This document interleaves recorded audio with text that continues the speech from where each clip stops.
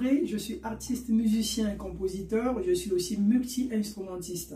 Aujourd'hui, nous allons parler de ce bel instrument qui est devant vous. On l'appelle le saxophone. C'est le saxophone alto. Normalement, dans la famille de saxophones, il y a le saxophone soprano, il y a le saxophone alto, il y a le ténor, le baryton et le saxophone basse. Le saxophone alto, sa tessiture, c'est mi bémol. Donc, il est en mi bémol. Le saxophone, c'est un instrument transpositeur. Pourquoi on dit transpositeur? Parce que il ne joue pas, si par exemple, le piano ou bien la guitare joue le do, le saxophone ne peut pas jouer le do. S'il joue le do du piano, ça sera vraiment une fausse note. Donc, il doit faire une transposition. Comment est-ce qu'il fait la transposition pour jouer à la même note ou bien le même son et le piano ou bien la guitare? Je vous donne un exemple. Si le piano joue le do, alors le saxophone, lui, il va transposer d'une tierce mineure, donc d'un ton et demi en dessous. Donc il va descendre de 3 degrés. Donc ces 3 degrés doivent contenir un ton et demi. C'est-à-dire, le piano joue en do, ok? Et moi, je vais commencer à transposer en descendant à partir de la tonique.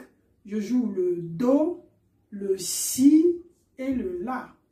Donc, le do et le si, il y a l'intervalle d'un demi-ton. Et le si et le la, l'intervalle d'un ton. Donc, c'est une tierce mineure.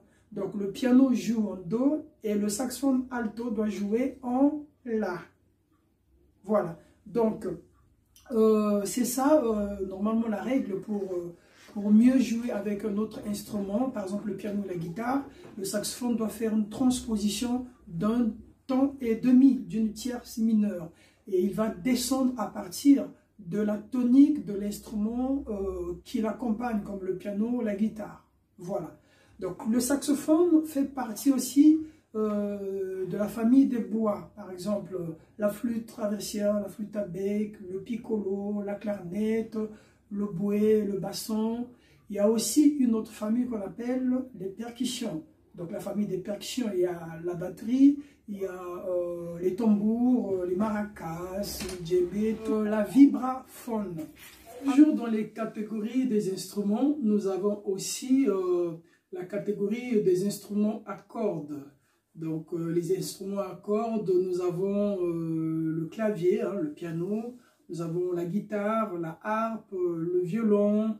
On a aussi les cordes vocales, c'est aussi un instrument, c'est naturel, hein? On est né avec, voilà, c'est Dieu qui nous a créés comme ça, avec cette corde vocale qui nous sert à parler aussi, à pleurer, à chanter, et voilà. Donc les cordes vocales aussi font partie des instruments à cordes et autres.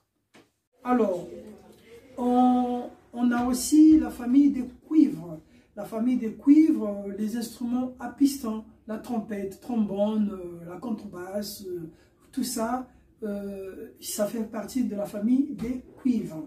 Alors, aujourd'hui, nous allons nous concentrer de ce bel instrument qu'on appelle le saxophone alto. Voici notre saxophone. On a cette partie qu'on appelle le bocal. Le bocal, voilà.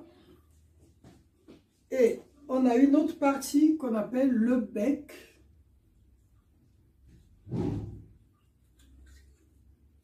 On a notre bracelet qui sert à serrer la hanche contre le bec. Le bec, on a la hanche. La hanche, c'est grâce à cette hanche-là qu'on émet le son. Si on n'a pas la hanche, on ne peut pas émettre le son dans le saxophone. Donc la vibration de cette hanche qui reproduit le son. Donc voici notre bec constitué de la hanche et du bracelet.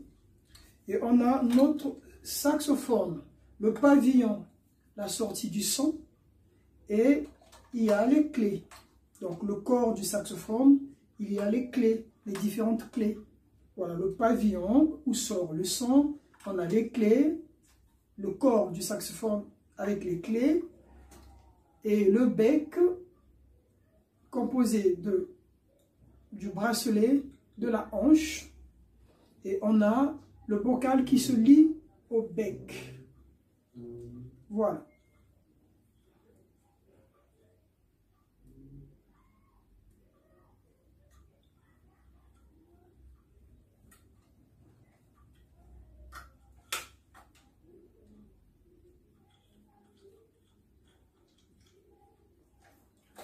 Alors, pour les personnes qui jouent de la flûte à bec ou bien de la flûte traversière, ces personnes-là ont plus de facilité pour apprendre à jouer du saxophone.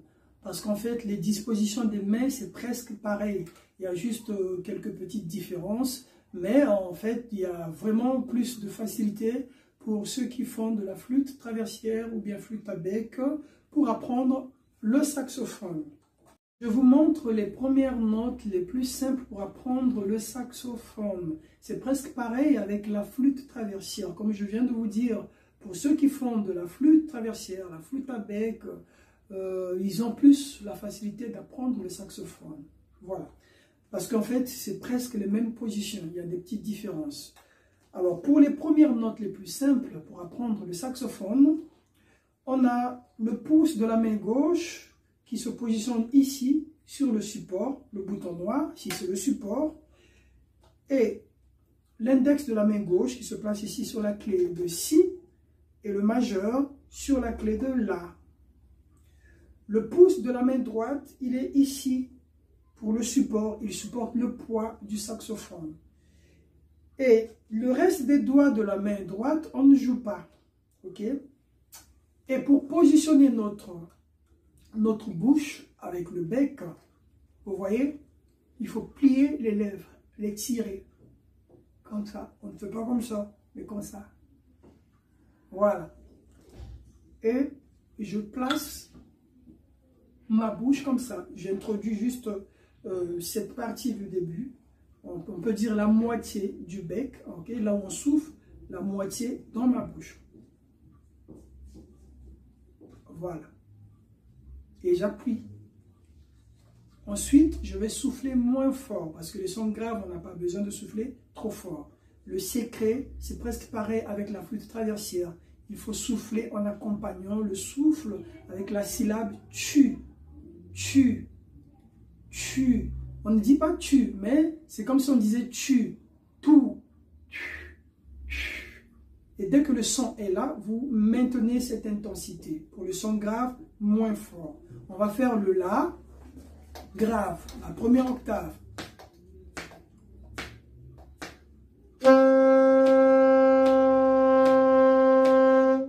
On refait. Et on va faire le Si grave.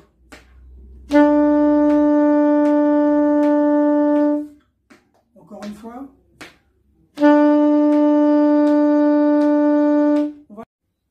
Voilà pour aujourd'hui, nous avons vu notre première leçon de saxophone avec les 2 premières notes pour ceux qui apprennent du saxophone. Si vous êtes intéressé à suivre mes cours et si aussi ça vous aide d'avancer à faire la pratique individuelle chez vous à la maison, je vous invite d'aller sur ma page YouTube. Vous écrivez André Antonio Bix, André Antonio Bix et le sous-titre de la leçon. Vous allez voir la leçon d'aujourd'hui et les leçons précédentes. Je vous remercie pour votre attention et je vous souhaite bon travail. Au revoir. La musique c'est la vie, la musique c'est l'amour, la musique c'est la paix. Yeah.